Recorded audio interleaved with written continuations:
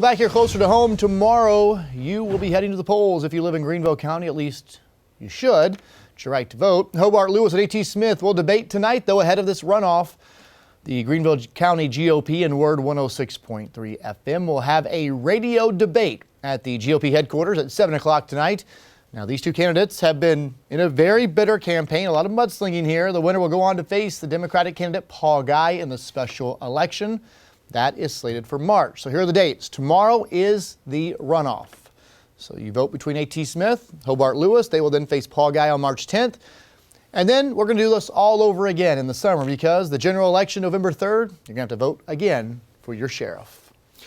Well, the only Democratic candidate running for Greenville County Sheriff, I mentioned, Paul Guy, says he wants to completely change how the department policies run. And he wants the public to be a part of it all at a town hall tonight. Fox Carolina's Grace Runkle is in Greenville, with more on this candidate. Democratic candidate Paul Guy will host his second town hall of his campaign here at First Christian Church on Edwards Road here in Greenville. Although many Republicans have been taking part in debates over the last couple months, this is really the time when Paul Guy's been ramping up his campaign. One of the cornerstones of that campaign is using community policing and intelligence-led policing. He shared that vision with voters at his first town hall last week.